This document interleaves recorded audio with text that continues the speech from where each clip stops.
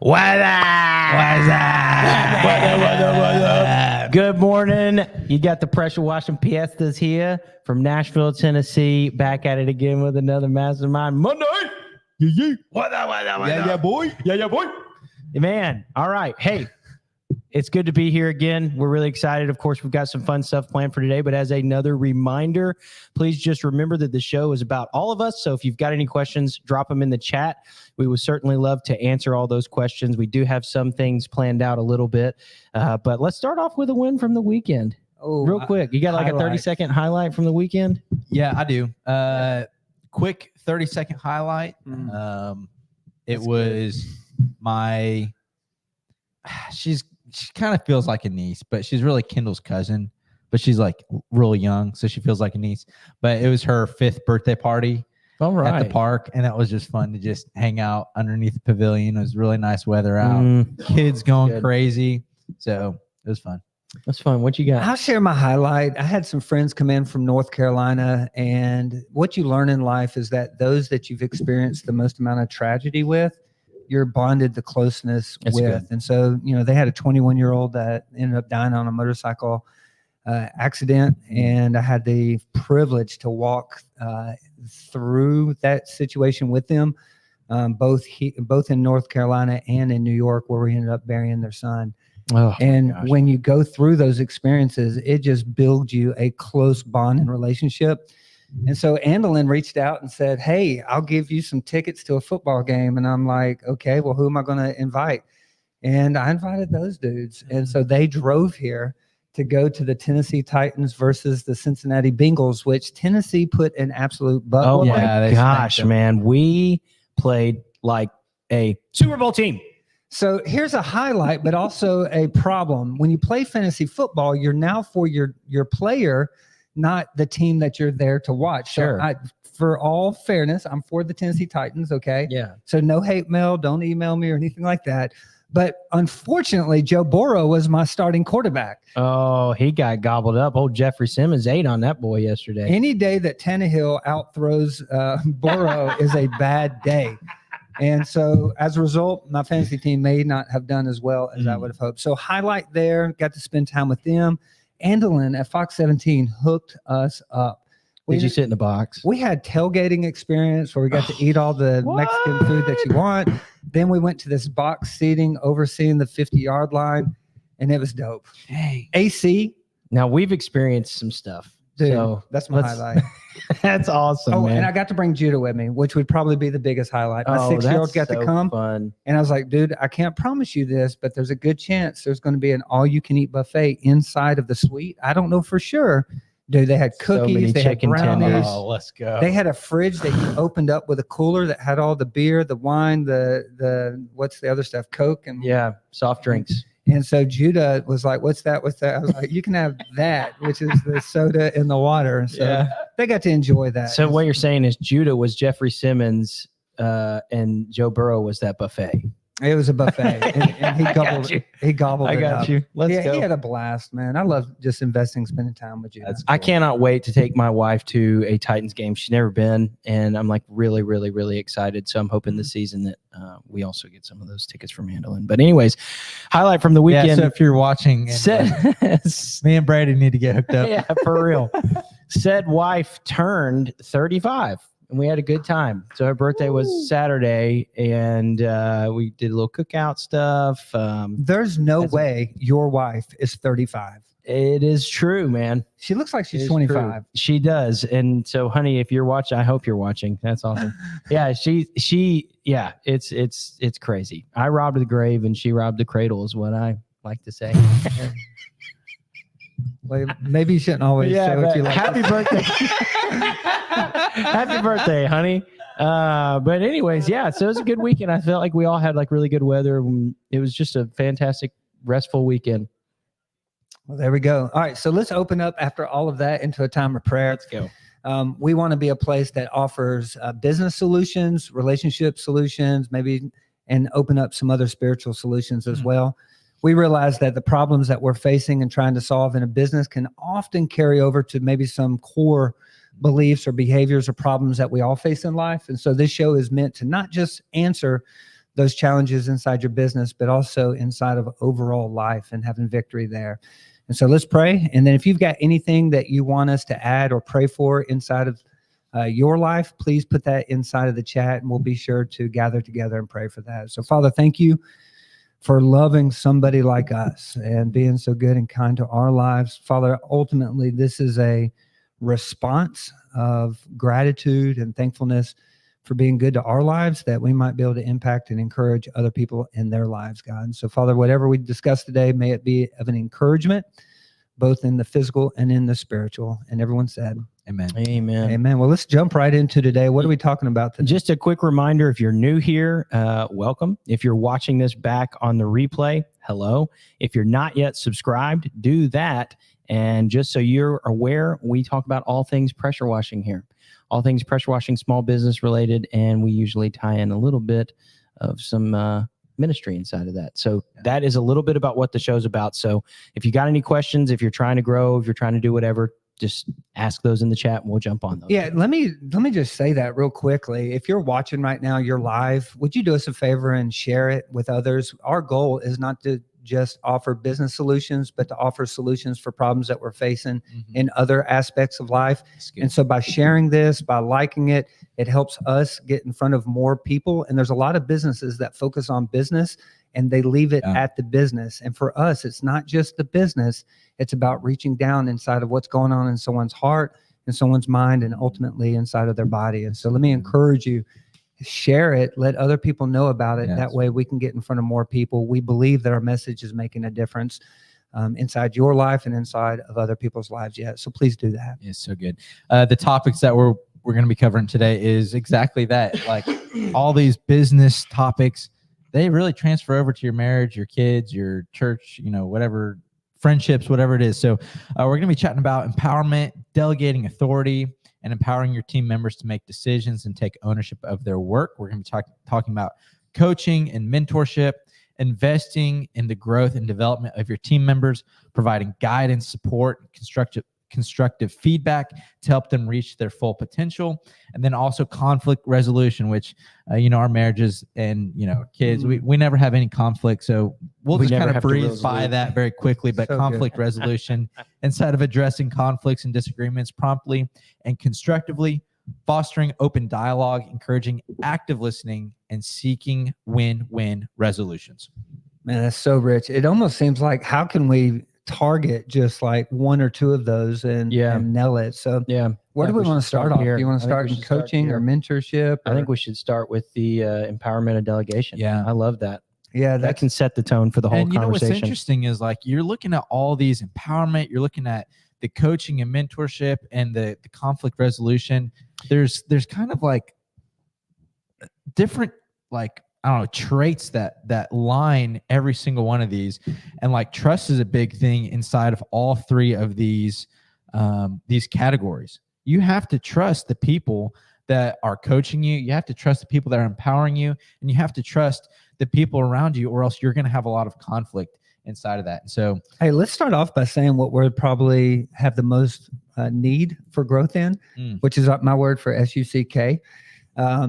There's some things that we're good at, and there's some things that we're not so good at. And so if we talk about empowering and encouraging other leaders, we could probably start off by just looking in real quick and say, hey, this one area is something that we look back in and we're like, man, we could have done such a better job if we would have focused on this problem a little bit better. And so one area I think about is just when it comes to onboarding and training. We are a pressure washing company, so we think like, hey, we just need to have a warm, smart body and then put them inside of a truck, and voila, they're going to be trusting. They're going to feel empowered because we didn't micromanage them. Like we gave them a truck. We gave them their own business. I'm not trying to micromanage you. I'm trying to empower you. But with empowering comes with a little bit of establishing the trust of training. And so I would say, like, when we look back on 2023, we've had an incredible year of growth. 20% down across the industry standard. And we're actually about 15 to 20% up inside of our business, which means that's a 40% swing in what most people are experiencing, despite us not getting some love from Google at the end of the year. Yeah, dude, we got And forget love, bro. They murdered us. And so, yeah, 187 was the case that they gave me. And we're trying to figure out how do we move forward inside of establishing this area. So what's the question you want me to ask? Go ahead and form it, and then I'll answer it from there. I mean, I've got a quick question as it relates to delegation, because oftentimes, like you had just mentioned, I'm not going to reiterate all of that, but I guess share with me, how do you healthily delegate? Because there's some people that use delegation as a means to stop doing something they don't like. So not only how do you healthily delegate, but then if you do it right and healthily, what's the value of delegation? Yeah, multiplication is ultimately the value of delegating. You'll never multiply something that's not delegated to somebody else. And it's either a people problem or a systems problem. We experience a lot of the systems, not the people, because we have incredible team members. Right. But if you don't delegate, you'll never multiply, which really shows that we're an insecure leader. And if you're going to be a secure leader, you have to give off something you're carrying to somebody else, but you have to make sure that you're doing this, setting the expectation. And that's something that we could learn to do a better job on. For sure. Part of vision is knowing where you're at and where you desire to go, and then what all is required to get there. In between. Yeah. And writing that thing out to say, hey, if we have a technician, if we have a salesperson, if we have an admin person, how do we train them, onboard them, and empower them to do what we're asking them to do? Because what happens is this: if they end up failing, who gets the blame? Yeah. They do. A lot of times, like in a company, if someone fails, they're the ones that are getting chewed on and blamed for the problems that they're facing, when in reality, we need to start with what? Ourselves. Yeah, the leader.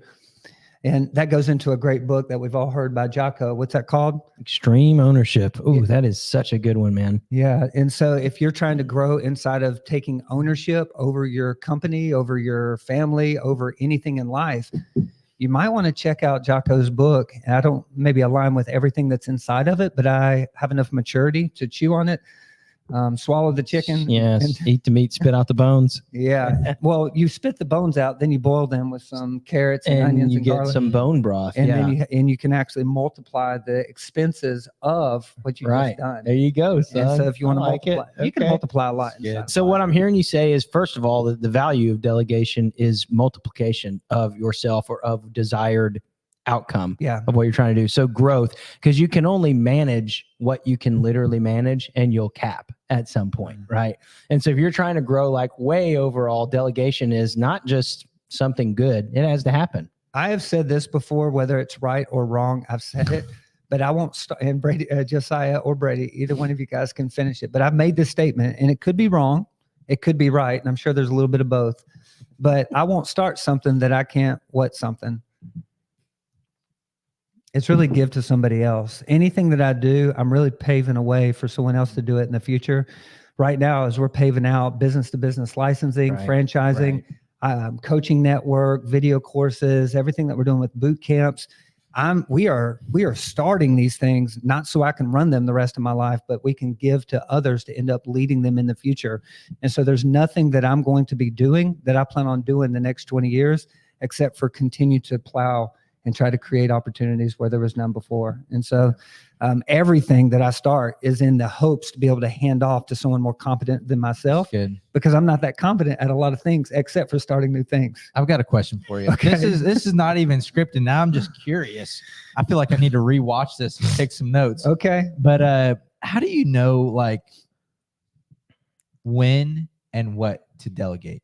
Because there's a part of me that's like, if there's something that's brand new to me, I see that as an opportunity to immediately delegate it and let that person learn and discover. This is going to be a good conversation. But I have expectations for the product that I want. And so there's a part of me that's like, well, I want to do the first project.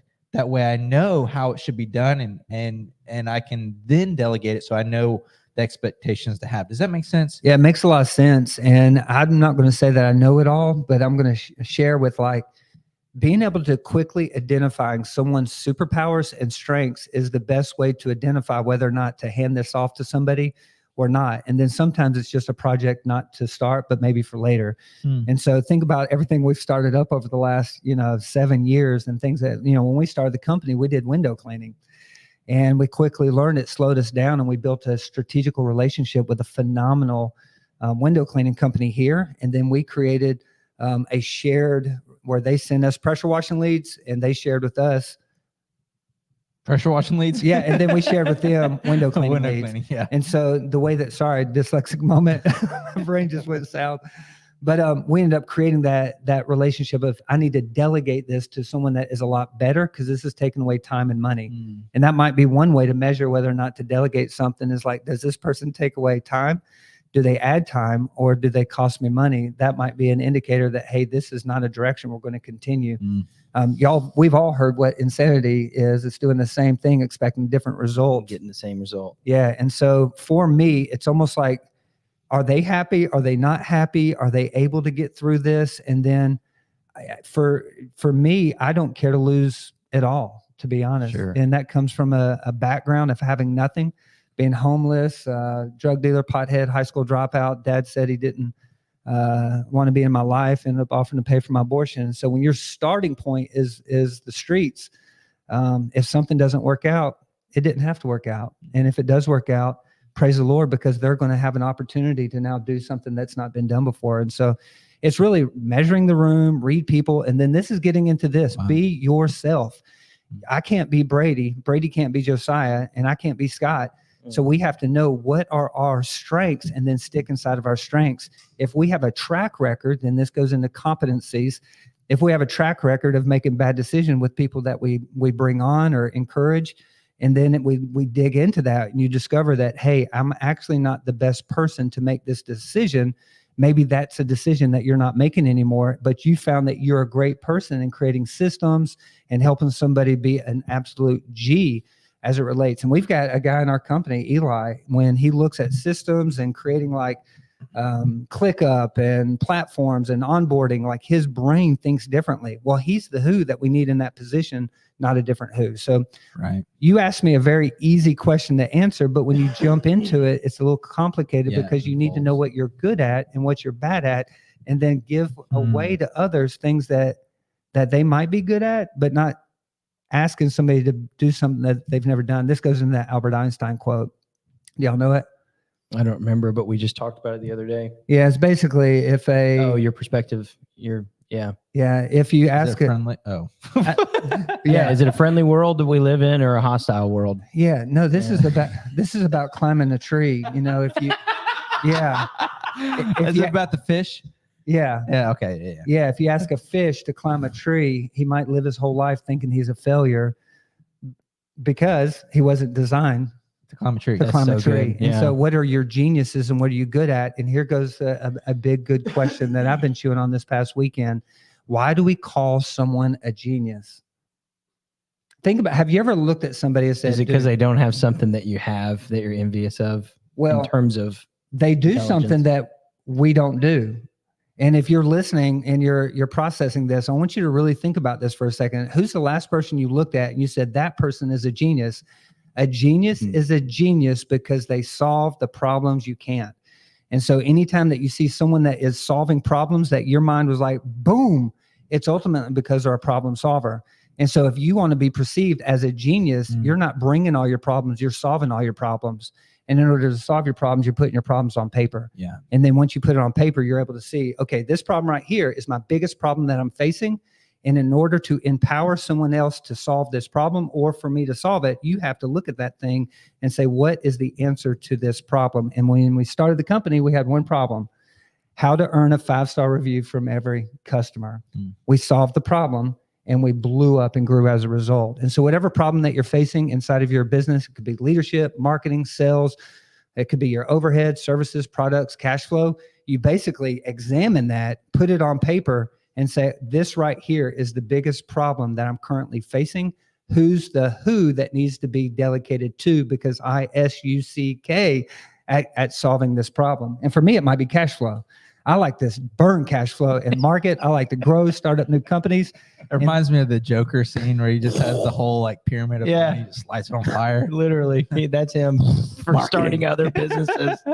It's funner to spend money than save money, right? 100%. But you need someone that's good at saving money in order to do something that you need to be doing Yeah. in the future. For sure. And so you got to ultimately have your problems on paper and solve the problems, and you'll be considered a genius. It's more fun to spend the saved money than to spend the unsaved money. I actually think I'd probably relatively agree with that. Now, let me ask you one more question, because like the delegation conversation, that to me, this is a huge conversation. How do you,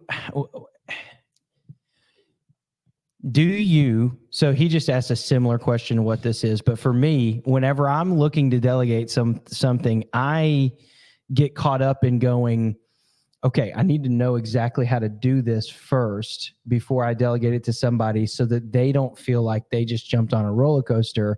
And then I'm like, bye, see you when you get back. Like, I want to know exactly how to do it so they can sit in the seat comfortably. And like, I'm trying to set them up for success versus I see a thing, I go, I don't want to do that. And I think I can find someone who can do it better anyways, and then immediately do it. Is there a middle ground somewhere? So for us to hire somebody, we want to have two matches, culture and competencies. For sure. The competency might be based on what you have done in the past. Your character is basically who you are, where you are, and what people's experience when you're around. We want to experience people that we want to be around. Right. And we don't want to experience people we don't want to be around. Right. And so if we can find a culture match, then it gets down to what they're good at. And this is where Jim Collins talked about good to great. He said, if we can onboard the right people onto the bus, we can figure out where they need to go on the bus in the future. So why we start with finding great people is because great people have something they're competent at. Let's get them on as a tech, as an admin. As you'll find out what their genius is. And then we'll find out what their working genius is. And hopefully we can grow and scale to put them in a position where they're able to provide. A lot of times we're praying and asking God to provide for our families with another job or another person. And in reality, God's given you all the things that you need right there in front of you. You need to start working on that tree, on that piece of wood that you can construct and make little gadgets and little kayaks. Yeah, and I feel like sometimes you get lucky in maybe you delegate really quickly, but the person you delegate to is like, they thrive in that environment of like getting their head tossed between the roller coaster and not really knowing. They thrive in that. They'll create a system that they need to move on. But like, is there any other way outside of just knowing when to hire someone? Is there any other way to know when someone is ready for delegation? Yeah, to me, it's what do they model currently? So kind of observe their lives. Yeah, and then if you are onboarded by someone that chose you to be here, you already know what they're good at. So for example, if Josiah is playing not disc golf, pickleball, ultimate frisbee, ultimate or pickle, and for a year you've seen this dude that's playing, and you've been able to see how they handle when someone bumps into them, because in a game, you get to really see how someone behaves when things don't go their way. We used to have a flag football team that I was embarrassed to show up to. You did?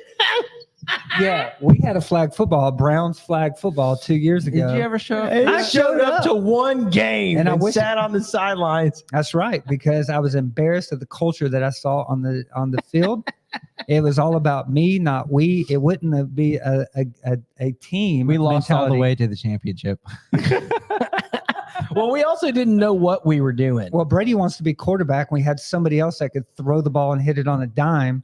Well, first of all, I injured my shoulder 3 weeks before that. And then he had a baby. Full disclosure. And then Ellie came 2 months early. All right. So this sounds dumb, right? But we're interviewed by other business leaders and other YouTube channels, and they're asking us the question, how do you onboard people? How do you bring people on? How do you attract great people? And I say the same thing. It's do something above and beyond pressure washing. Get out in your community. So good. Coach at a cross-country team, coach at a basketball team, and observe the talent pool in your community and say, hey, are you interested when they have good what? Culture. Character. Good culture. And so the culture and character is something that we ask first, which is counterintuitive to how most business, and I'm listening to great, smart people, and they're not wrong. It's just different business models. It doesn't mean that one is necessarily even better or worse. It's just different. Some people do Indeed.com. We do organic.com. And we just go find people and do life together. And then that's not a real website, by the way. Yeah. Well, it probably is. But usually it's not even us like necessarily seeking them out. They just start to question because they see us together all the time. And they go, what have you guys got going on over there? I had one guy apply. He said, I don't even know what you guys do, but I like being around you guys.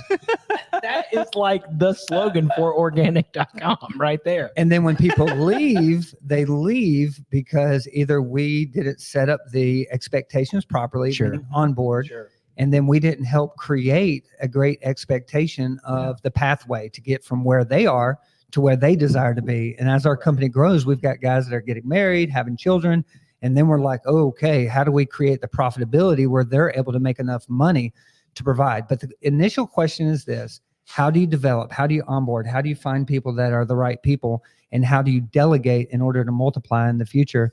And delegation comes with ultimately trust. Yeah.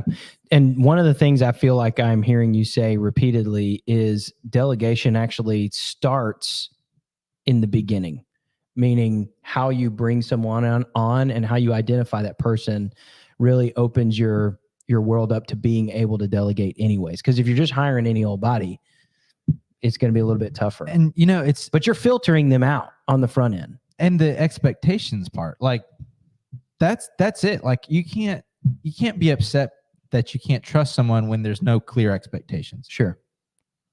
Yeah. Yeah, you're upset that they just set the house on fire, but in reality, you didn't do a good job training, right? Right. Or They killed fish.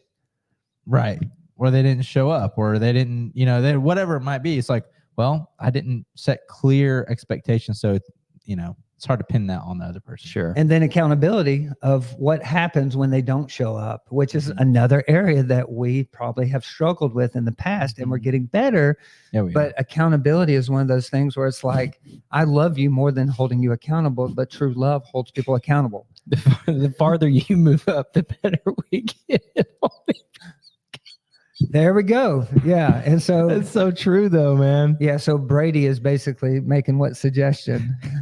I'm making the suggestion that the farther you move out of the day-to-day, the more accountable we can hold people. You can look at it seems a like little this easier. too. The more that he's able to multiply the things that he's not good at, the better those systems are built out.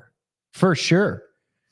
I mean, you can only manage what you can manage, right? Brady, your teeth are so white.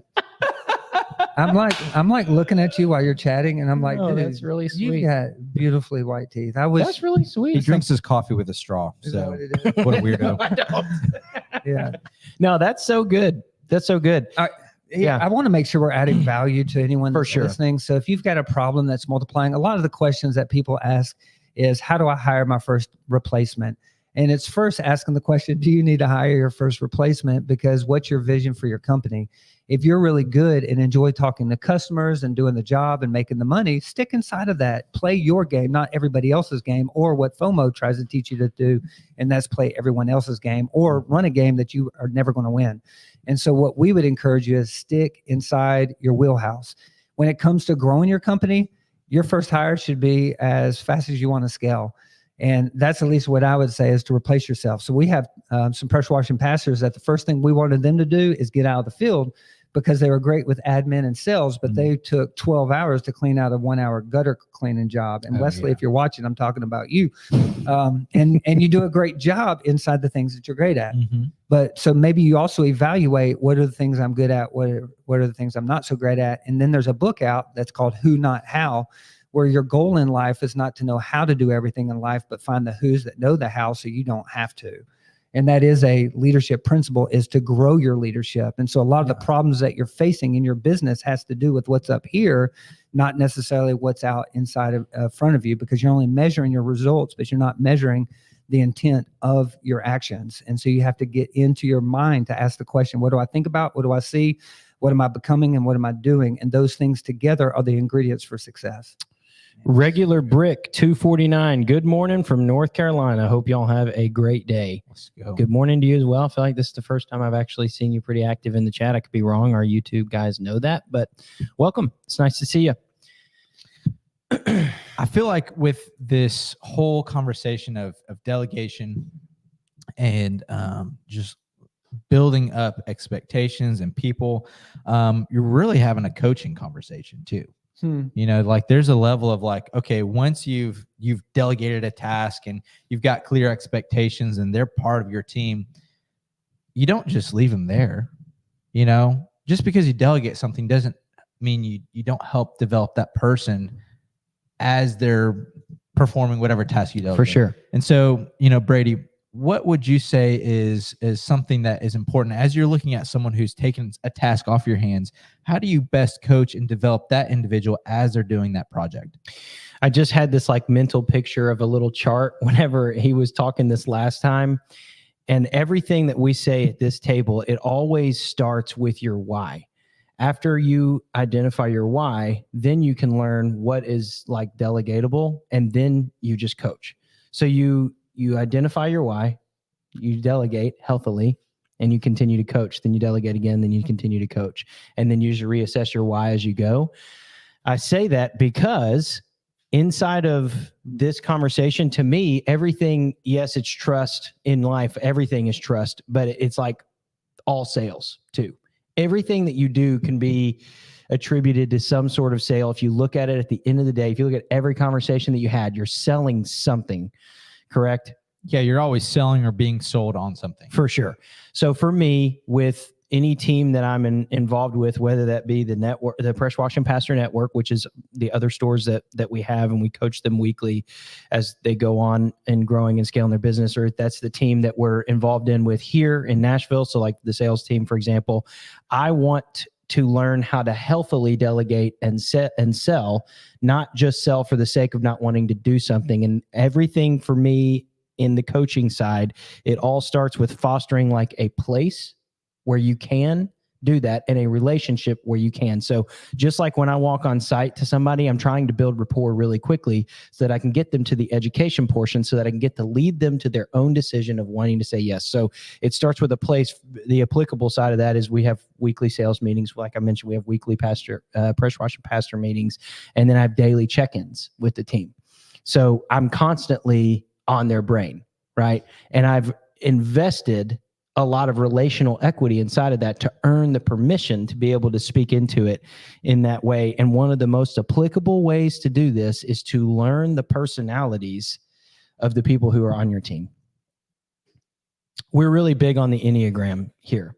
And so you may do on that. I do it on a long time. I didn't love it. And if you do the Enneagram, but even if you don't nail it in total, right? If you look up the Enneagram, it says that there's 9 different personalities.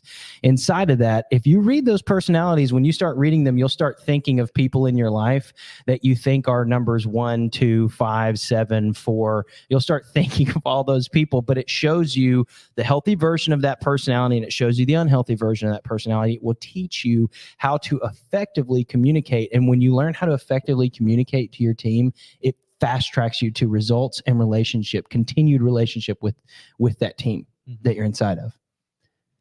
That's so good. Yeah.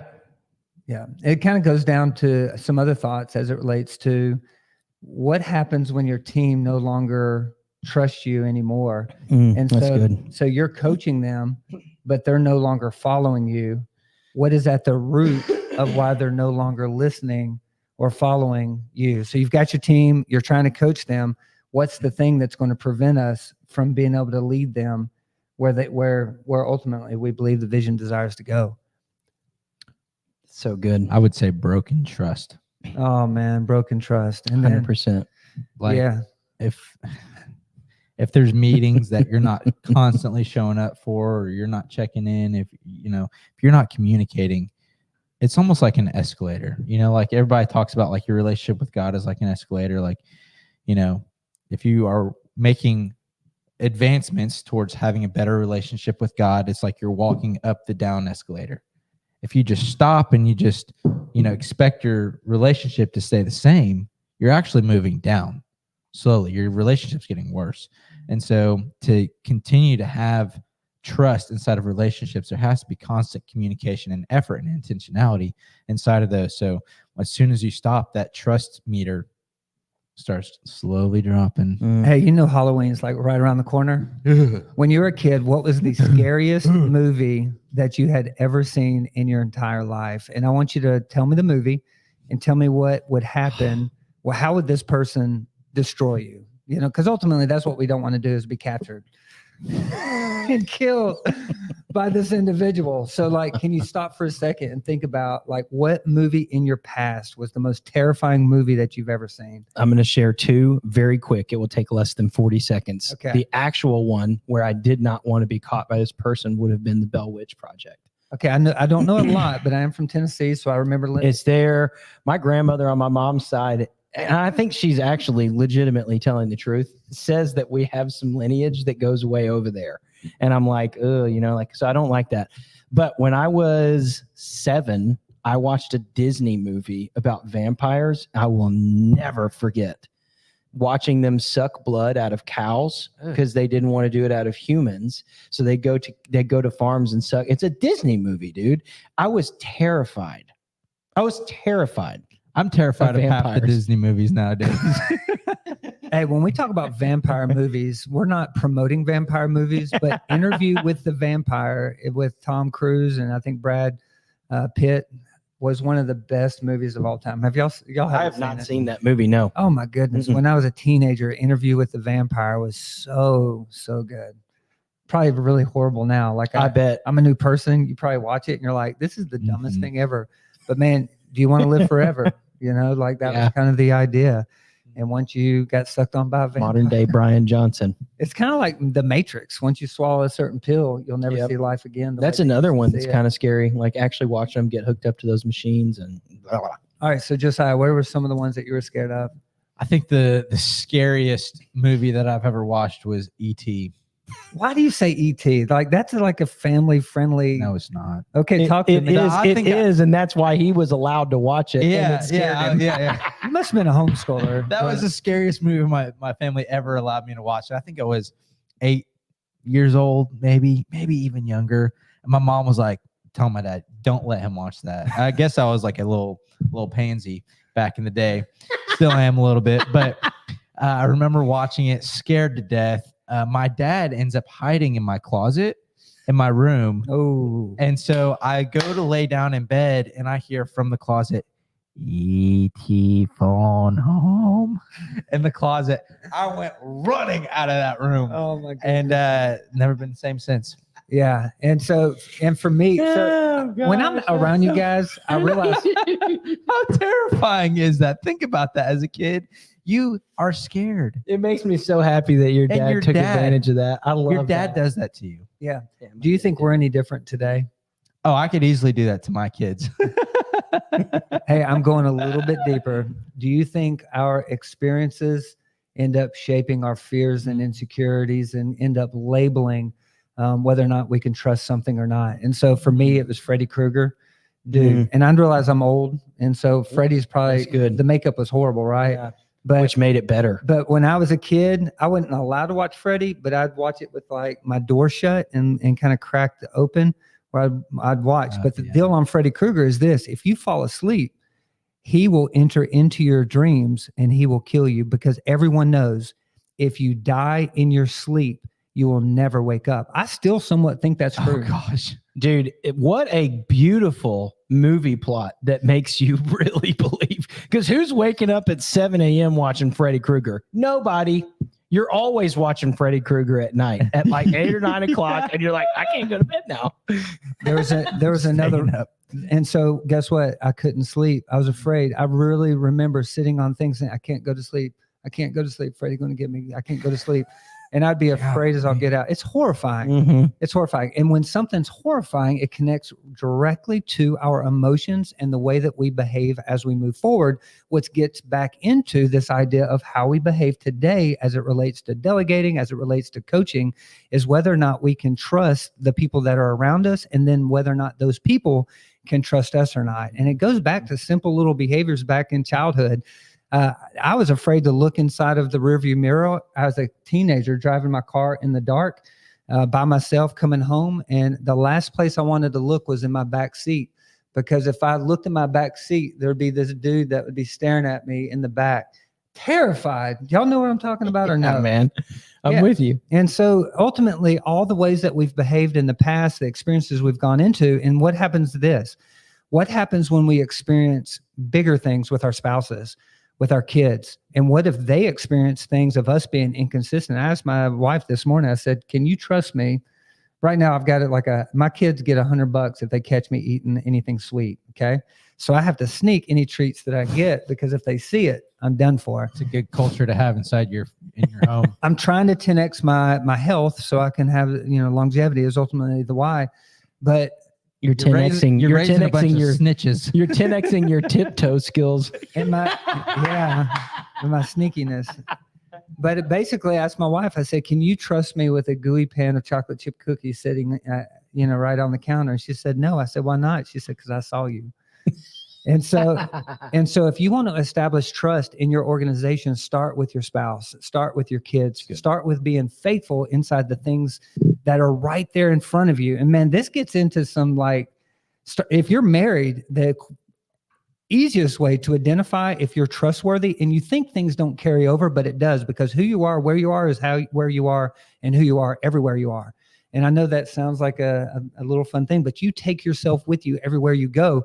So if you want to be a great leader or a great person or a great spouse or a great boyfriend, girlfriend, mom, dad, you got to start with the consistency behavior of learning to model the thing that you expect from other people. So when you get out of a shower, do you end up throwing your stuff in the hamper or do you leave it laying there on the floor? When you get done working out, do you pick up your weights or do you put it back where it's at? Like in reality, you can look at everything that you do in life and you can ask the question, am I a trustworthy person? Do I do it? Because if your core value is to model the thing that you expect from others, you've got to model what you expect from others, which goes into whether or not you can end up mentoring people in the future, because no one will want to be mentored by you if you ain't modeling the thing that you're telling other people they ought to do. It's not what you say, but it's what you do that determines whether or not you've got influence. And then whether or not you're going to multiply your company comes back down to the very core of whether or not you're modeling the thing that you're expecting other people to do, which is hardcore. This gets into a deeper conversation. There are those that are going to be watching us today, and they've got issues with the relationship with God. They were a child, they got saved, they may have not ever thought about their relationship with God, but the way that they view God might have to do with whether or not they think they can trust God or not, based on the experiences they had in life with other people, with themselves, or with God. And we believe here at the Pressure Washing Pastor and the Browns Pressure Washing is that the first place that you got to start in order to have real traction in your life is to assess this question: what on earth are you here for? At the end of your life, what you've done with your life, what we believe is what really matters. We're not going to be living here forever. We are going to be gone in a moment, in a blink, in a vapor, according to the scriptures. And then ultimately what we've had to say about who we are and who God is will ultimately determine the impact we have on our lives. So let me encourage you today, or ask you a question. What on earth are you here for? Do you know for certainty that God made you, that he loves you, that he died on a cross for you, that you can have a relationship with him? And how you answer that question ultimately reflects the experiences that you've had inside of life. And some of our experiences have been bad experiences, which we've internally interpreted to be off because we didn't look at it with a divine mindset. At the end of the day, we don't live here forever. We're here for just a moment. And did you know that 700 years ago, Brady, you're staring, 700 years ago, a normal lifespan went through the same amount of information that we go through in a day. Say that one more time. In one day, today, you'll go through an entire lifetime of thought of what someone thought 700 years ago.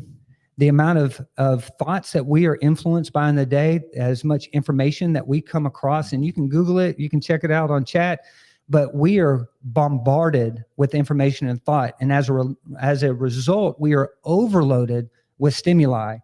And so I'm trying to think, 700 years ago, if I wasn't influenced, what am I thinking about? I'm looking up at the sky. I'm looking at my hands. I'm looking at the people around me. And I'm thinking about my purpose and place on this planet. Well, 700 years ago, if I lived here, I wouldn't be confused by all the messages. I would be having time to think about, how did all those stars get here? What am I doing here? Did I really evolve, or would I really think that I was created by something and that there's God somewhere? And I'm telling you, if you get away from everything that's going on in our society and just stare and just process and look around, there is divine order inside of our galaxy that is hard to walk away and say it just happened. It's an accident. And if you believe we're an accident or things that just happen, it's going to impact the way that we treat ourselves and the way that we treat others, which is why it's so important that you deal first with whether or not you trust God or not with your life. And I want to encourage you, wherever you're at, you got to do business with whether or not God made you and whether or not he loves you. And we're trying to encourage you, and we're trying to tell you, and we're making a request for you to be reconciled to God. Give him everything that you've got, all your doubts, all your fears. And until you understand that you're created for a purpose, God has a plan, and you can make an impact with your life, everything else will be confusing. All of life doesn't make sense until you come to a place of saying, I'm not God, and I'm going to trust him with my life, and I'm going to give it back to him. Man, life is powerful when we give our lives back to God and say, whatever takes place on this planet, you get the glory, because it's not about my glory, it's about your glory. And that's where we land. Yeah, and so the best way to mentor, the best way to coach, the best way to attract great people is first come to the conclusion that it's not an accident. It's by design. And when we die, our life is to be back with him. And whatever we brought and did and impact, whatever we did is the accumulation of our life.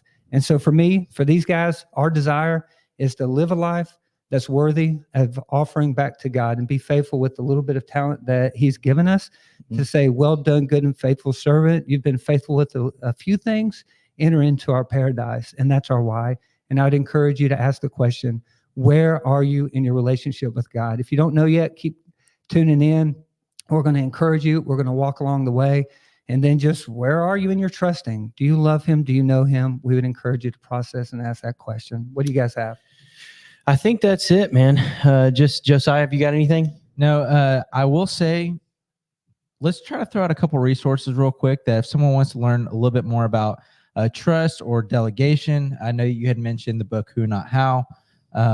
What are some other tools that if they want to learn more about this topic that they can start tapping into?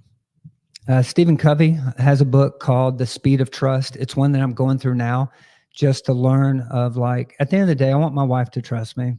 So I need to spend time working on that. At the end of my life, I want my kids to look at me and say, I trust them. As your kids get older, it becomes more challenging to earn their trust because they're always looking at you. And there's so many opportunities for you to fail and to break down, and they're so concrete.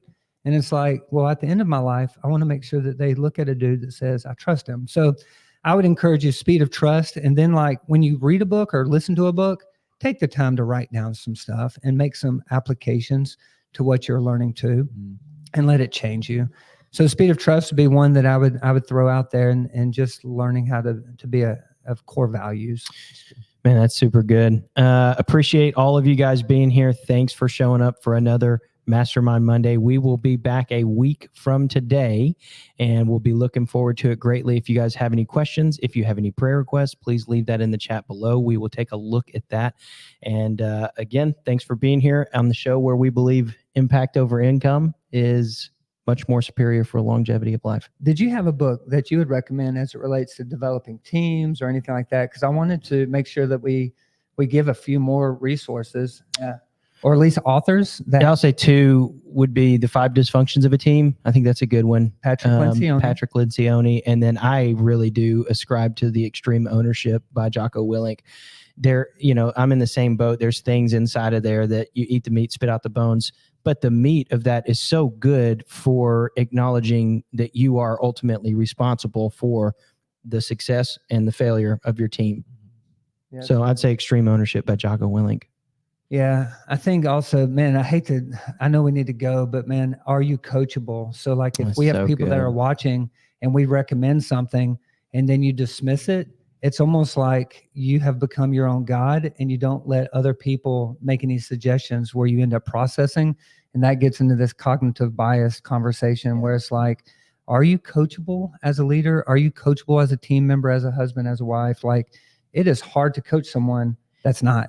I sent a book recommendation to a friend, and he texted me over the weekend. He's like, dude, I started reading this thing. It's so good. And it's like one of his first business books. So I would say if there's anything to take away from this, subscribe to Audible, man. It's like $15 a month. You get a book. I mean, you will learn so much from the knowledge that people have put inside of those pages.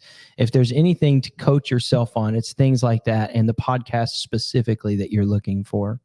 That's good. Josiah, any books come to your mind? Then we'll go. I think y'all nailed it. It's good. All right. Well, until next time. Peace.